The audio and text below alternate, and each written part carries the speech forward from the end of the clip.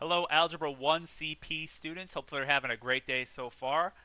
Today was Professional Development Day for faculty and staff, so not only do you get to see me in glasses for maybe the only time ever, but also in a t-shirt, not dressed up today as I usually am, but that's okay. It's not going to stop us from doing some math, and we're actually about to learn a brand new topic in solving and graphing inequalities as opposed to equalities, which we were working with all along.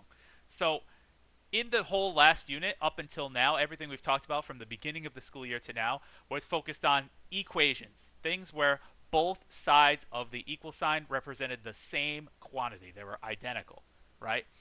Instead of that, we're now going to talk about relationships between both sides of an inequality and the fact that one side could be less than the other, greater than the other, less than or equal to, or greater than or equal to. These things are what are collectively known as comparative operators. And so we're going to talk about how to represent those on a number line, as well as how to solve basic inequalities for a given variable. All right, so let's start by defining an inequality. And what an inequality is it's a comparative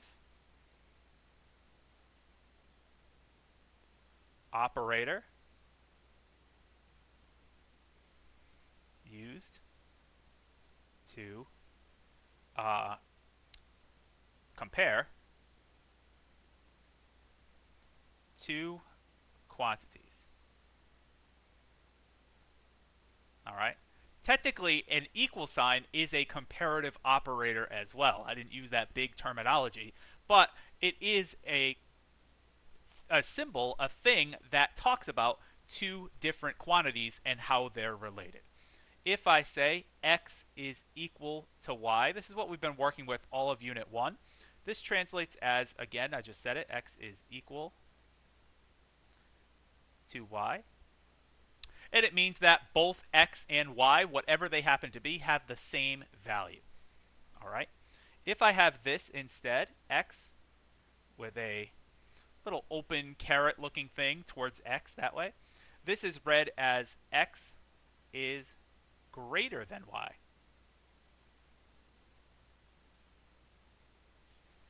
If I have that open caret thing facing away from x, like this, it's read as x is less than y.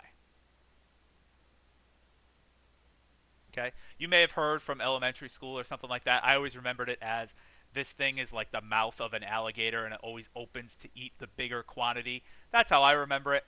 It's a little silly, but it did help me memorize the fact that this always opens towards the bigger quantity. So when I have it opening this way, this would mean that x is greater than y.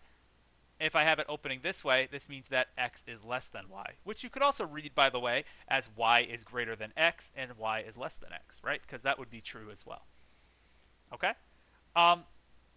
So notice when we solve an equation and I say x is equal to y, there's only one specific value that can make that happen. One value for x, one value for y. All right? When I'm looking at an inequality, though, and I say x is greater than y, well, suppose y is 5. There's a whole range of numbers that happen to be bigger than 5. And same thing for less. If I said x is less than 5, there's a whole range of numbers that's less than 5. 4, 3, 2, 1, 0, 1 half, 1 fourth, negative 5, negative 10. All those numbers are all less than 5. So when you're solving an equation, oftentimes you're only dealing with specific solutions, right? Just to get that x is equal to this, x is equal to this. It can't be any other number other than the numbers that you specify. But when you're dealing with inequalities, greater than, less than, you're looking for really a set of all possible solutions. All right? So when you're dealing with an inequality, you're really looking for the set of all possible solutions. And not only can you be greater than and less than, but you could also be greater than or equal to and less than or equal to. And the way that you modify those symbols to say, instead of greater than, we want to say greater than or equal to, is we just put a little line under that, like that. This means x is greater than or equal to y.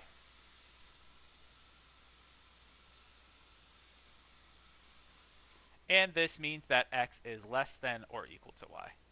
X is less than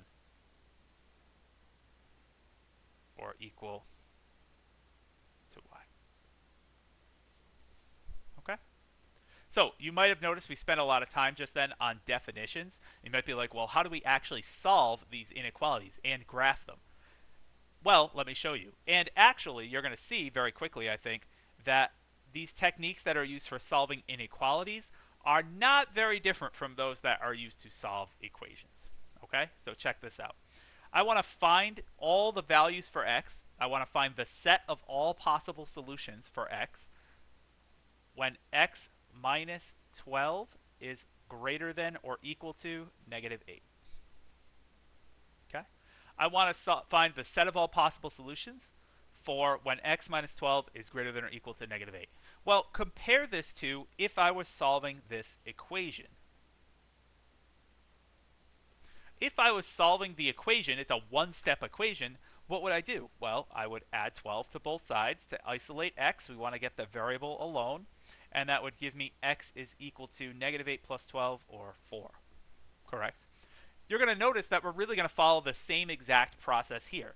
In an inequality, we want to get x alone, just like in an equation, so I'm going to do the exact same steps. I'm going to add 12, just like I would a one-step equation. And it gives me x is greater than or equal to negative 8 plus 12, or 4. And that would be my answer for x. As long as x is greater than or equal to 4, then this is a true statement. Okay? Now, how does that look on a number line? Good question. The way that we actually graph this is to represent all solutions for x, where x is greater than or equal to 4. I'm going to do so on a number line. It's just a horizontal line that looks like this.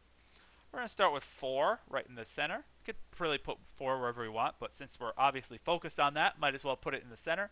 And if I want to say that x is greater than or equal to 4, well then, I want to say that a number line always counts up as you go to the right, counts down as you go to the left. You don't have to label all of these if you don't want to, but just to show you, I'm going to start at 4, and I'm going to cover everything that happens to be bigger than or equal to 4. And so I would put a point at 4 on my number line, and I would shade everything to the right of 4 with an arrow here to indicate that that shading would continue forever and ever and ever. All right, so this is how we solve an inequality, and this is how you represent that inequality on a number line. All right, hopefully no questions on that. Let's try another one. Stick with another one-step equation for now. What if I have x divided by 3 is less than 2? And I want to find the set of all possible solutions for which that is true. Again, I'm going to compare it to our one-step equation as opposed to an inequality. If I had x divided by 3 is equal to 2. Can you get out of here? I'm trying to do some math. I'm trying to teach and enlighten here. Yeah, you better run. Yeah. It's my fiance. I'm sorry. Try to help. Anyway, trying to teach the kids math. Here we go. If I have my equation here of x divided by 3 is equal to 2, right? Well, what I would do is to undo that division and get x alone, I would multiply by 3, right? And you get x equals 2 times 3, or 6. We would do the same thing on an inequality. To isolate the variable, multiply by 3 on both sides, gives us x is less than 6, 2 times 3. And how do I represent x is less than 6 on a number line? Well, let's draw a number line. I have 6 as my center value here. And to represent everything less than 6, we count down on the left, so I'm going to shade to the left. However, notice one thing about this that's very important, is that this set of all possible solutions would not include 6, correct? 4 is less than 6, 5 is less than 6, but 6 is not less than 6. 6 is equal to 6, but not less than. So I do not want to include the value of 6 when shading on my number line. How do we do that? Well, we represent 6 with an open circle as opposed to a closed circle. A closed circle means that it does include because 4 would be greater than or equal to 4, but 6 would not be less than or equal to 6. It's not less, it doesn't satisfy this, right? It would not be less than 6. It would be true if there were a line under here, but no line under there means not true. So I shade everything to the left, just like that. And I leave my open circle to indicate the fact that 6 is not equal to 6, right? The value of 6 would not make this true. All right, hopefully that makes sense. Let's move on to one more on this side, and then we'll get to some little more complicated equations. All right, how about this, where maybe we have to deal with some combining like terms? 5x minus 4 plus 2 minus 2x is greater than 13. Okay. Again, compare it to an equation. What would I do at the very first step? Well, I'd notice I can clean up this side of the inequality quite a bit. I have 5x's and negative 2x's, so together that would make 3x's. I have negative 4 plus 2, that makes negative 2. So we get 3x minus 2 is greater than 13. And now we've reached our two-step Zen moment where we have a two-step inequality this time, not an equation, but really the same idea where I want to get the variable alone. In order to do that, we would add 2 to both sides, giving me 3x is greater than 15. Divide both sides by 3, and we get that x is greater than 5. 15 divided by 3, right? How do I represent x is greater than 5 on a number line? Well, I'm going to draw my number line. I'll put 5 right in my center. And to represent that all values of x that are bigger than 5, it is not equal to 5. So I'm going to use my open circle, and I'm going to shade to the right because the number line would count up going to the right. All right, so this is my solved inequality, and this is my graphed inequality. All right, solved inequality here, graphed inequality. Hopefully it's sinking in a little bit. All right, we're going to do a couple more, little more involved examples with some tougher equations, or inequalities rather, that you should be used to solving from our equations unit, and then we'll call it a day. All right, maybe another 5 minutes or so. Here we go. Let's go for a couple more examples. Ready? Something like this.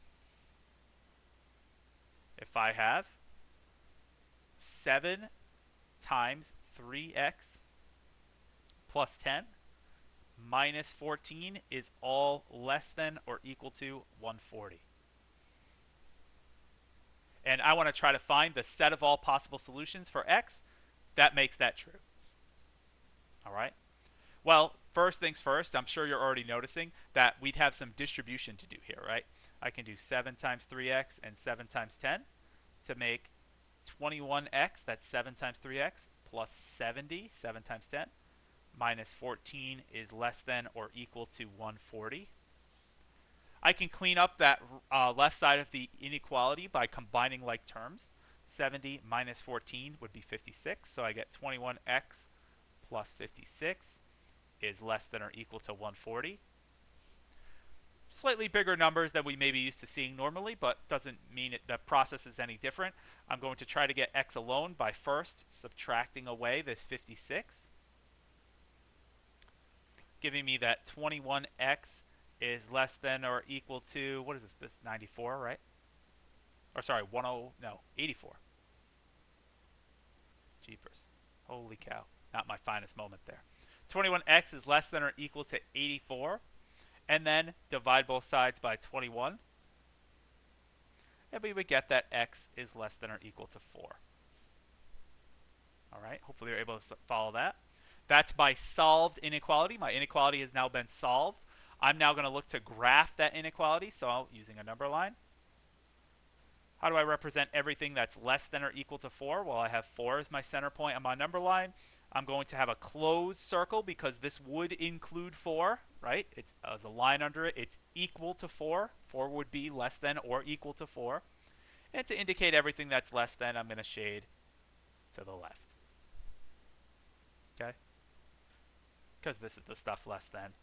This is the stuff greater than. Alrighty. Two more examples.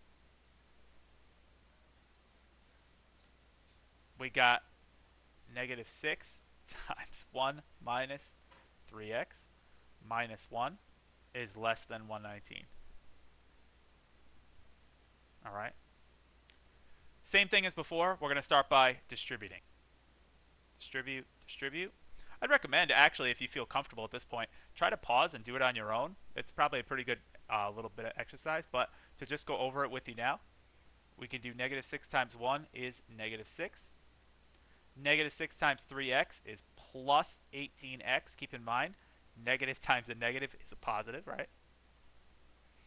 And then we have the minus 1 on the outside here is all less than 119.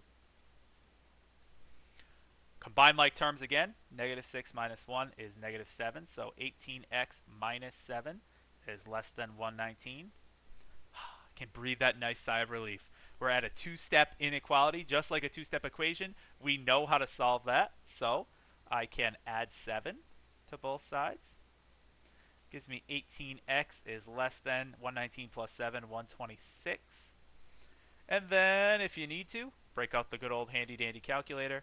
We can do 126 divided by 18, and we get, bam, 7. Divide both sides by 18. I get x is less than 7. How can I represent using a number line x is less than 7? Well, I draw my number line. I'd have 7 as my center point because that's the point I'm focused on. We are not including 7, right? No line under here, so 7 is not less than 7. We use an open circle. And then I'm going to shade everything to the left to indicate that we're dealing with everything less than 7. Right? Again, remember that to the left is less than, maybe a good thing to write down, and to the right is greater than. Okay? Ready for a tough one? We're going to do a tough one to end the day. All right, you ready? Strapped in? Let's do it. Tough problem to end the day. Here we go. Negative 5 times, I know you can do it though, x plus 1 plus 4 times 7 plus 2x is less than or equal to 26. Double distribution. Oh yeah, we went there. Double distribution. Here we go. I'm going to distribute. Distribute. Hopefully this doesn't look scary at this point, right? You're probably like, oh, Mr. Giorgio thinks he's so tough with his tough problems. It's not that bad, right? Double distribution, negative 5 times x, negative 5x. Negative 5 times 1, minus 5. Next distribution, 4 times 7, plus 28. 4 times 2x, plus 8x, is less than or equal to 26. We have some like terms to clean up on this left side of the equal sign. Negative 5 x's and 8 more x's makes a total of 3 of them. We also have negative 5 and positive 28 that can combine to make positive 23 because 28 minus 5 would make 23. It's less than or equal to 26. We have our two-step inequality that we know and love. Subtract 23 from both sides. We get 3x is less than or equal to 26 minus 23, 3. Lastly, divide both sides by 3, and we get x is less than or equal to 1, which of course, by this point, we can represent on a number line by having 1 as our center point and shading everything to the left of that. And notice I used a closed circle on 1. I shaded in the circle because it would include 1. 1 is less than or equal to 1. All right. If this no line, open circle, line, closed circle. Keep that in mind. All right. All right, just a quick recap. What we did today is we talked about how to solve and graph inequalities. I defined all the different types of inequalities for you. This was the equality that we did last unit, but we're really going to be focusing on these 4 for this unit now, talking about ranges of numbers as opposed to specific solutions. But you've probably noticed already that, hey, these are just solved the same way that you solve your standard equations. It's just that at the very end, you have this extra little step of drawing a number line and shading in the appropriate direction, and also deciding whether or not to use the closed circle or the open circle.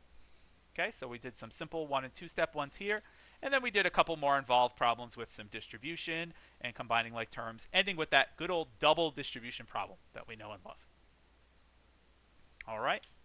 Hopefully that made sense. But if you do have any questions or concerns, please feel free to reach out. You know how to find me. And try the practice problems on Google Classroom. They should go a long way in helping you. All right. Thank you, everyone, and have a fantastic day. I'll see you tomorrow.